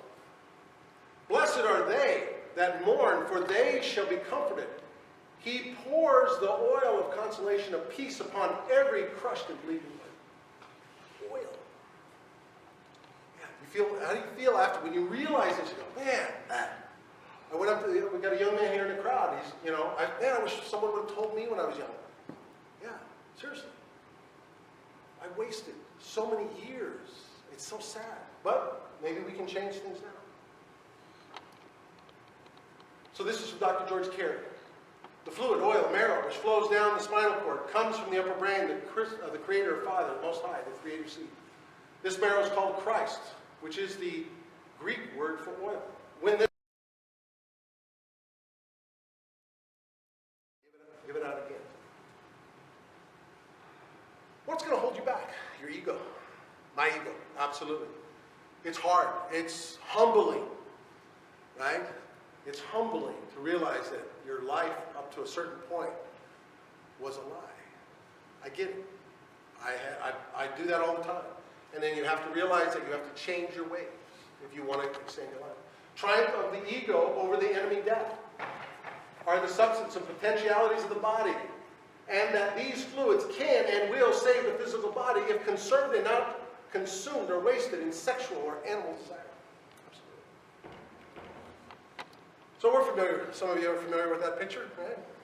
Moses lifted up, right? The cross, the cross is what? The human body too, isn't it? Absolutely. And the serpent going up is Kundalini. So month is for moon. Remember the cycle? Every month. The monthly seed, fruit, when saved, not eaten, heals disease and sin. Moses lifted up the serpent in the wilderness, the body. Moses, the firstborn, the seed, desired to regenerate the blood and lead it to the promised land. Thus, he lifted up the animal forces, the sex desire. Here symbolized as the serpent, so shall the son, our seed of man, be lifted up. If I be lifted up, I will draw all men unto me. The tree in the midst of the garden bore fruit every month, and its leaves were healed. The commandment to not eat of the fruit of this tree is not heeded by the race, and death is the result. We eat of that fruit all the time. Absolutely. Sex desire is a lie from the beginning. We've been taught a certain way. I'm guilty of it. We're all guilty of it. Absolutely. We seek the orgasm when we have sex, rather than seek companionship and love of another person. I get it.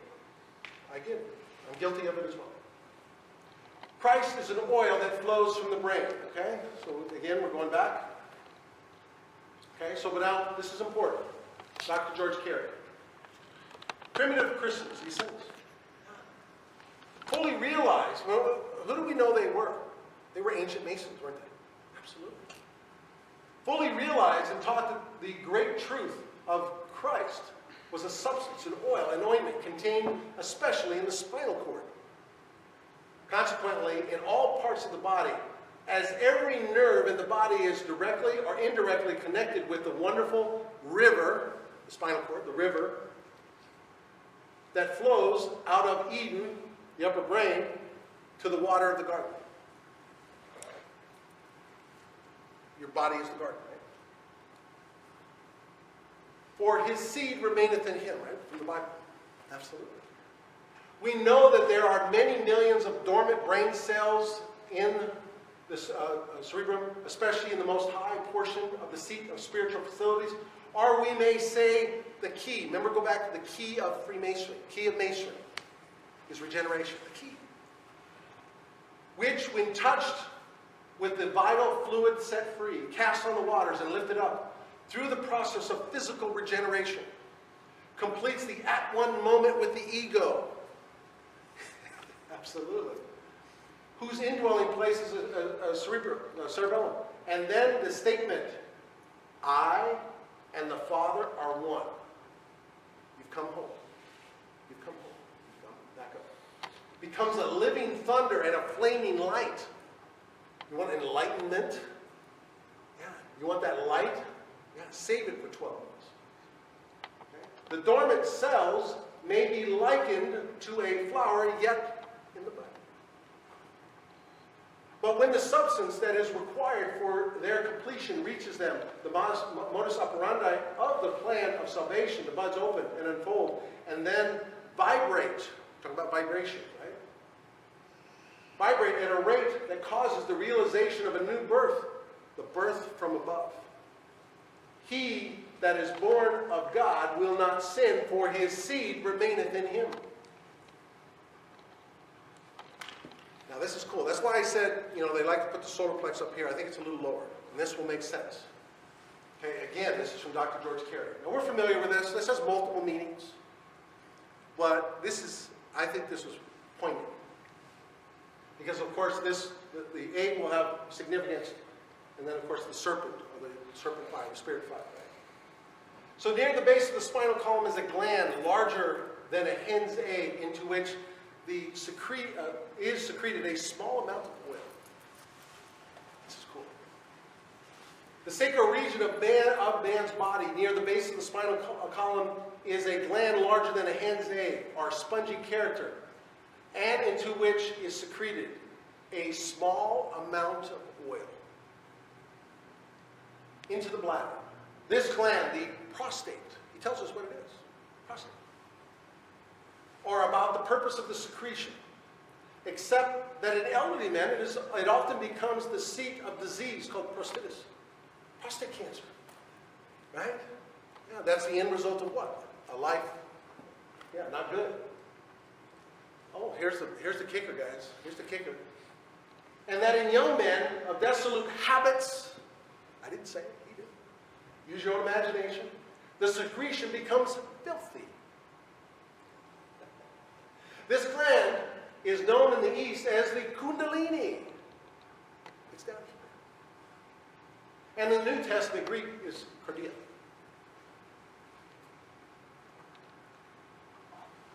Okay, this is important. Because I was raised in the church, I get it. And you sin, displeases God. I get that. Okay? We leave theology to the churches. I'm not attacking them at all. Absolutely not. The utmost respect for the word sin means to fall short of completeness or understanding or wisdom. Okay, is represented by the blind fool, one lacking in wisdom brought forth by inequity. You sin for a lack of knowledge. That's all. That's why if someone is sinning, I'm like, okay, you're just stupid. You just don't know. Forgive them, for they do not know what they do, Father. Absolutely. That's it. It's not displeasing to not necessarily to God. Maybe it is. I don't know. But it's definitely, he's what? He's harming himself for a lack of knowledge. And what is the preeminent basis of Freemasonry? Knowledge. More knowledge. And then, and more, and more. The more knowledge you get within the craft, the higher your level of understanding is, right? Okay, so here we go. So 1 John 3:9. Whosoever is born of God doth not commit sin, for his seed remaineth in him, and he cannot sin because he is born of God. Gives a different meaning now, doesn't it? Yeah. Before that, it would have before this lecture, it would have a totally different meaning, wouldn't it? So here's the kicker. What is the purpose of sperm? Let's go back. Let's go back to our original statement of man and woman. Why is it godly? Why is it holy? Right? One can use it to create a child or extend one's life. Any other purpose is simply wasteful. That's it.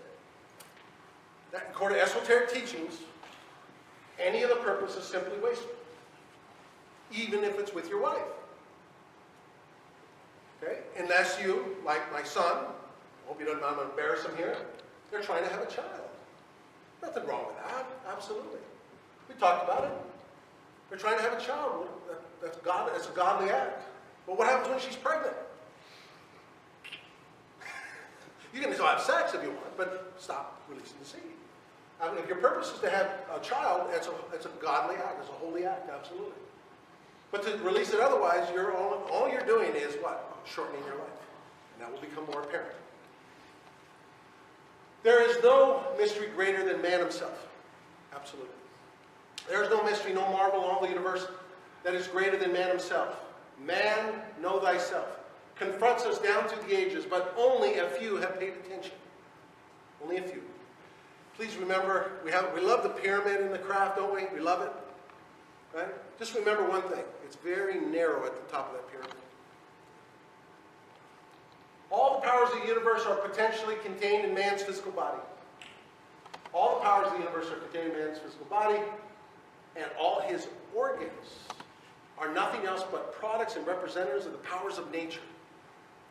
You know, for years I thought I could get away from looking at studying astrology and the etheric realm and all these different things. I say, I'm just going to focus on this. And pesky Pike, he keeps bringing me back to all these topics. Now we're studying, now he's what he do. He keeps bringing back you to the organs of the body. They relate to what? To the planets. Oh, geez. I could never get away from it. I thought I could, but I can't. If not, if you're studying Pike. Okay? So what are the organs? Then what do we know about organs? They regenerate. Absolutely. We can no longer doubt the mastery of the human body. Okay? So this is one of the things, there's more. This is one of them that relates to me. I think I had to be a Mason, at least in York. Okay? In anatomy, Golgotha, place of the skull in Hebrew. That's important to us as Templars, absolutely. Here's the base of the skull, where the spinal cord enters the head, right here. The cross, right? Golgotha, place of the skull, base of the skull. At that point is a double cross. Please remember that as we go forward. Double cross. Because there is a double cross right here. You'll see Jesus sometimes depicted on a double cross. And we like to use double and triple crosses in the craft and so forth. They are the St. George, and I love this because all these signs are right in front of this. We're getting to the end here, but I just want to let you know that oftentimes the signs and symbols are carried forward. And this is part of that collective consciousness that God reminds us at future times and periods to bring back this knowledge. It's always there. It's always in front of us. They are the St. George and St. Andrew's crosses. Compare many very ancient Byzantine coins and frescoes show this deeply esoteric symbol. So in our art, it's carried forward. Coins. The same 8-pointed star. Sound familiar? York right? Okay? Our combined crosses appear on amulets and seals. We can no longer doubt that the ancient records told the same story as is found in our own scriptures, and that it was all in regard to one thing: the process, the mastery of the body, human regeneration. That is the key of Freemasonry. It is. Okay? It's in our writings. So, those who have a little knowledge of the British Empire, right? After James I succeeded to the throne, the cross of St. George, the English flag, was combined with the cross of the St. Andrew in 1606. The term Union Jack, so the two crosses, became the Union Jack.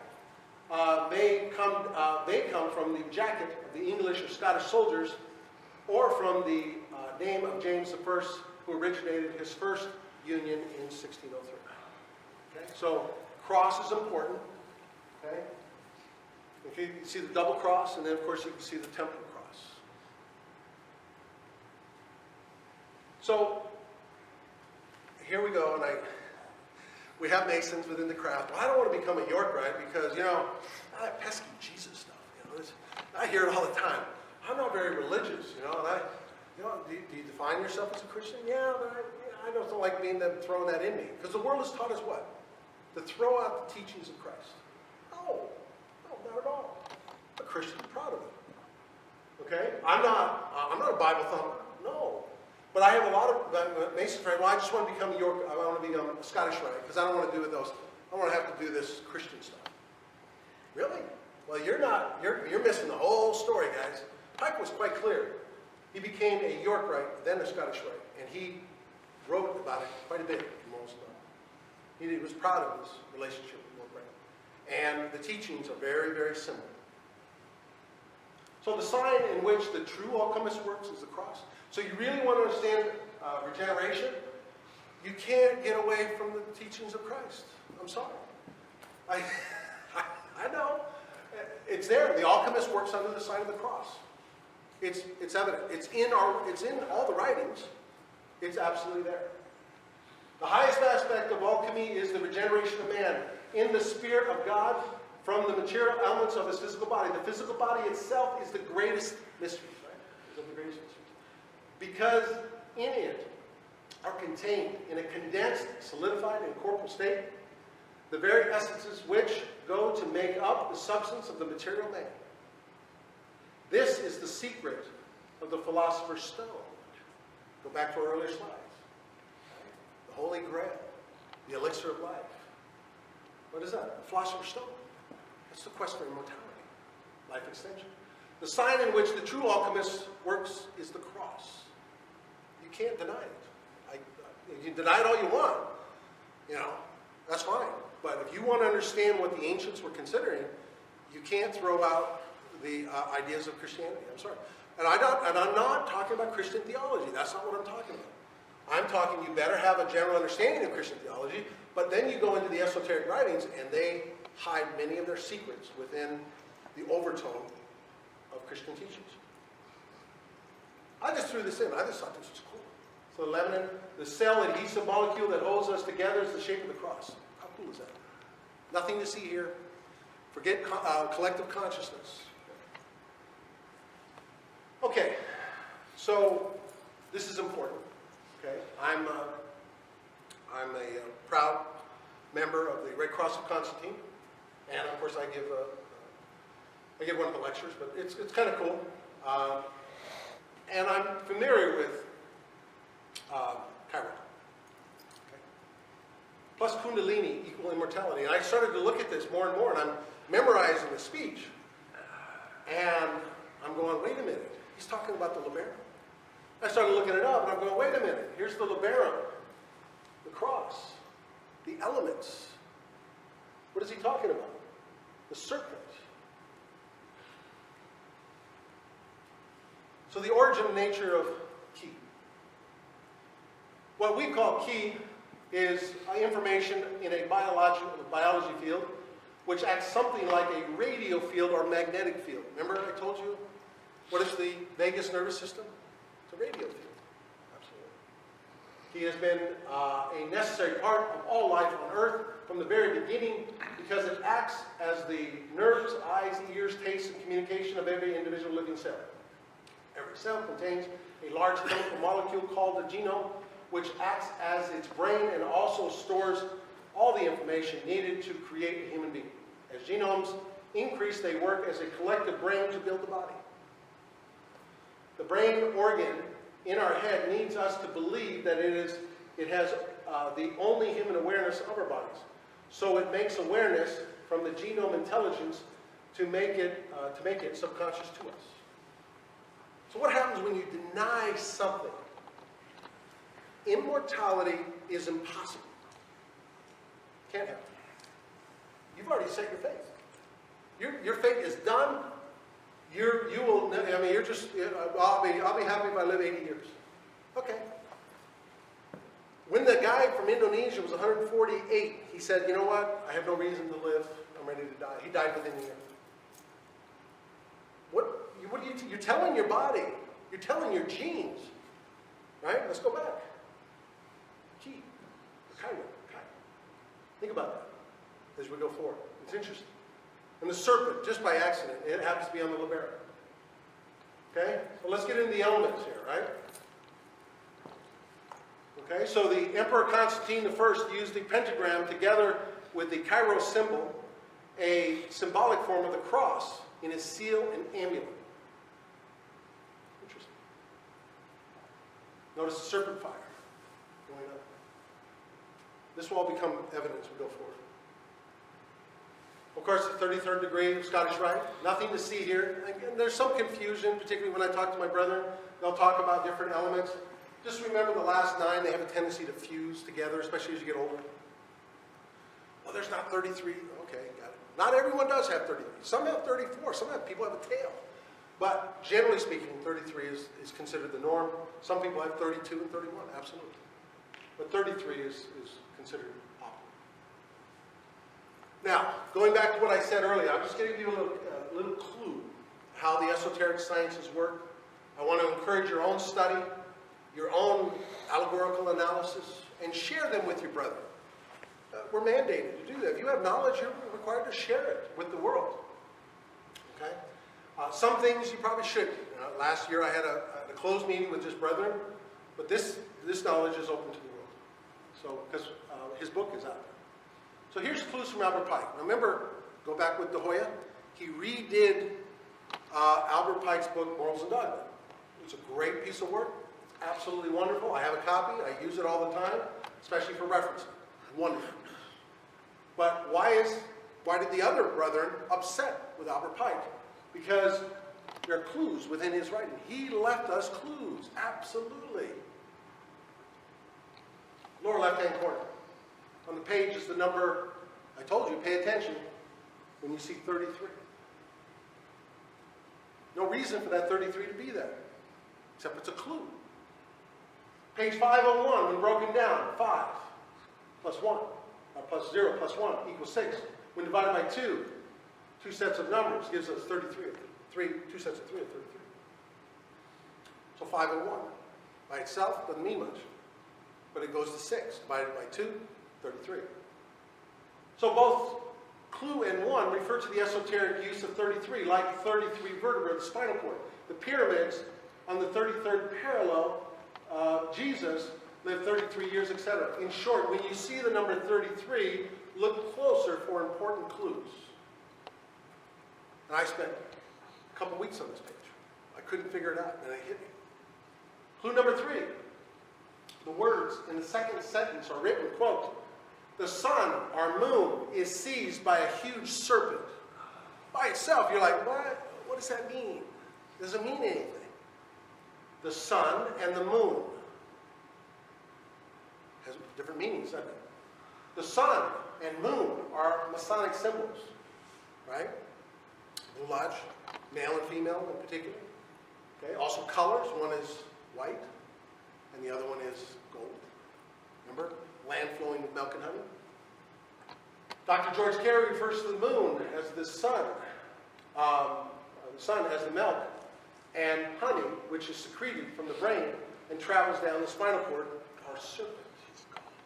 Yeah, God, that's not enough. I need more confirmation. I've already got 3 here, but I need more. I got one more. So number 4, the title of the chapter reads, "Night of the Brazen Serpent." Just a coincidence, nothing to see here. Break it down, an obvious reference to conquering night. The serpent, Kundalini, right? So you're going to what? You're going to conquer the Kundalini without shame or hesitation. Brazen. That's my interpretation. You come up with your own. That's how the esoteric sciences work. It's an individual journey. So basically, you're going to conquer Kundalini without any more shame or hesitation. Okay, now, we've got a little fun. All right, this is kind of cool. Now, you got to go back to the 1960s in the pop culture. There was a song, and it was Le Big Monte. Okay, it's called The Little Death. So, are little death. They call as they call the orgasm stems from the previous belief that each orgasm removed the life force from people rather than reinvigorating energy. So what are we talking about? This is French. The French, this is part of their culture. And they have it in a very popular song.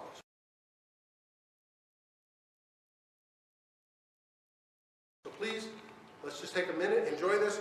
Some of you are older like me will enjoy this particular song. Understand that all this is in our what? It's in our writings. Okay? It's out there in popular culture. I gave you a few examples. You can relate these teachings to the symbolism of the world. It's all here. You just need eyes to see and ears to hear.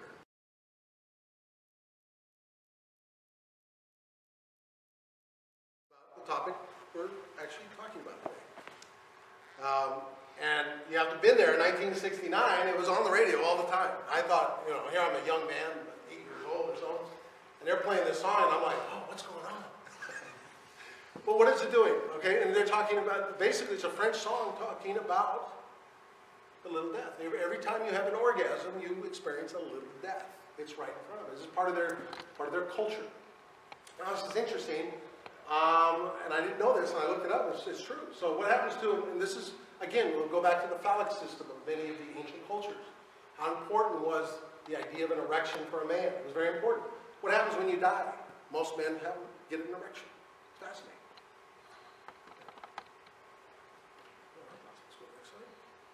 So, well-known men who practiced seminal retention openly promoted it. Again, it's not part of our popular culture because unless you specifically look for it, you won't find it. Okay, so I highlighted the names who were Masons or those who were initiated into mystery schools, which is what? Ancient Masons, absolutely. So Leonardo da Vinci, Sir Isaac Newton, Voltaire, Henry David Thoreau, Ludwig van Beethoven, Plato, pesky Pythagoras, key figure in Freemasonry, and Socrates. But there are others, right? Nikola Tesla, Orville Wilbur Wright, I had no clue. Okay, Al Pacino. You ever wonder why he looks so good when he's older? He looks good, doesn't he? Sigmund Freud, Dalai Lama, that makes sense. Steve Jobs, didn't help him. Mike Tyson, yeah. But why would Mike Tyson and Muhammad Ali practice seminal retention? They're better fighters. They're fighters, athletes. Absolutely. So why would you want to lower your hormone level before a big competition by having, by the way, the little secret is you can have, as a boxer, you can have all the sex you want, just don't release it. But some people can't do that. I had a friend, true story. He was on a little over 100 days on seminal retention. He was telling me all these things, his visions, his dreams, his energy level. And he was having sex with his wife. Everything was great. And it was very loving and everything else. But he got to the point, and I'll just tell you a little secret, it's called an inner orgasm. So what happens is you get to a point and then you stop. And that frustration is actually an orgasm. Anyway, he got to a point, he liked to do that. He liked to test it. He'd get up there and he'd back away. He'd get up there and back away. And he had like 2, 3, 4 of those every time he had sex with his wife. It was a wonderful experience. He enjoyed it. But he says he can never do that again. I said, why? He says he got up to that point and she took control. and he couldn't back out. And he released it and he felt about an inch big all day. I mean, he felt really bad. He's like, oh man, I blew it. I got to start all over again. You know. So again, if you get to that point, the spirituality is important to you. So he had to start all over again, and he's starting to build it up again. But you know, he was looking forward to that yearly, the secretion of the year. And he had already gone past 3 months, and he was all excited about it. We talked about it every month or so. And it's great when you have friends on YouTube. You'd be surprised how many people you actually do this. And Masons or non-Masons, it's amazing. They just won't come out and publicly talk about it. It's time to say it's nonsense. There's no shame in it. Absolutely not. But look, not everyone can stop. And other people, you know, they basically get up to a point and they just can't stop. It's an addiction, right? It is not an easy task to get up and stop. So I found this from Esoteric Volume 2, July 1888, page 21. I love this. That's why I included it. If a person wants youth and vigor, it is necessary to think youthful thoughts. Use nature's gymnastics, that you may keep in harmonious development with all the muscles and prevent they're drawing the body out of shape. So I'll tell you a couple things I'm doing for my nature's gymnastics, right? Of course I do the walk. You know, I really don't like to lift weights anymore. It's not my thing because I lifted too much when I was young. But I like to, my wife and I, we'll go out and throw frisbee. And it was funny, I was at a park and there was a frisbee there and it was my grandchild's birthday party and I was throwing the frisbee and I felt like, because I was like, I think it was 14 when I played it last. So my big thing now is, sweetheart, let's go to the park and play frisbee. Right? And it's out there for an hour, just flipping it back and forth. And that's God's gymnastics. That's what they're talking about. Right? Nature's gymnastics. So we're doing that, and occasionally I'll pick up a basketball. It's terrible. It's ugly when I play basketball. But I do that not for how good I am, because it's just natural movement. You want to walk. You want to stay active. You do not want to sit in your recliner chair. That's basically what they're saying. Find something that you enjoy doing that is not just, walking is just straight all the time. But if you start doing lateral movements, it's like being a child again. It's enlightening. It's fun. So the body out of shape. And above all, by the aid of the educated will, conquer the deception of the sex function. It is a deception. That's basically what the Kundalini, it's in our literature, but people don't know what it means. It's the deception. And stop its monopoly of waste of life. Absolutely. At the same time, taking proper care not to eat too much. And very important, because we hear this a lot, small diets, right? Or too little. People starving themselves to death. Now that's not it either. And especially wanting extra stimulations in food, drinks, and of course narcotics, right? Absolutely, stay away from this. This alone, if carefully carried out, would probably add to the ordinary length of man's life a few hundred years. This is what they're talking about, 19th century. Isn't that cool? According to the amount of mental, absolutely, and spiritual unfoldment of the person. You can't have one without the other. The God element. You can't have them. So we're at the conclusion. So his book is named The Word Made Flesh. And what do we refer to that, right? We refer to Jesus, right? What is the Christos oil? The Word made flesh. Right? So there is one cause of old age, and one only. The wasting of the life force. The gray matter of the brain. The seed. And of course the Word of God. Which, if saved, results in the Word made flesh. You. Are we not made in God's image? Absolutely. I don't know about you, but I didn't. And I love telling my students who are taught about evolution. They're still taught evolution today, yet it's been totally disproven. Think about that. Evolution has been disproven. DNA proved that I did not come from a monkey or a fish. We don't know where we came. I prefer, it doesn't matter if it can be proven or not, empirical proof. I'm in God's image. I would rather have that mystery than knowing that I came from a monkey or an ape or whatever. I don't know. So I think in spiritual realms, we don't really know where man came from. We didn't evolve out of the rivers and lakes and the sea, no. Or the branches of trees, apes hanging from trees. No, DNA has proven that's not possible. And then you really get into DNA. You get in DNA a little bit more. What do you find out? Okay, how about blood types? We're finding out different things about O negative, right? Yeah, I'm an O negative. What do we know about O negative people? Yeah, they're the universal donor. They can't explain it. Yeah, they call it the God gene. They're very spiritual people. Absolutely. So, last but not least, my goal is the next couple years is to get more into Kundalini and the etheric body. So when I'm reading Albert Pike and I'm reading Manly P. Hall, they're talking about the etheric body. They're talking about a second spinal cord. They're talking all these different things. I'm like, what is the second spinal cord? What is this all about? And I will readily admit, I'm a novice, and I'm starting to understand that. So in a year or two from now, my next will be about raising the vibration. Why? To what end? Why be a good man? Why do you want to have a pure body, a pure spirit? Because you want to communicate with the etheric realm. Okay? And you have an etheric body. And as you elevate your spiritualness, your cleanliness, your body's vibration rate raises, and your etheric body, which is a double of you, your own, your second spinal cord, your second body, that's the one that communicates with the spiritual realm. This is an esoteric writings.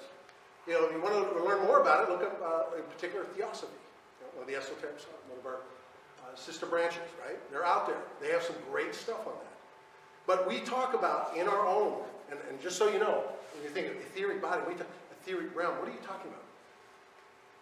So I've heard the lecture, Ode to the Skull, in York Wright, I don't know how many times over the years, but it wasn't until I read it in Pike and then Manly P. Hall. Then I go to a practice this last year, and I'm sitting there, and my brother's giving me the Ode to the Skull lecture, and for the first time, I hear the etheric body, etheric body. It's mentioned in our degrees. And I went, oh my gosh. Everyone's like,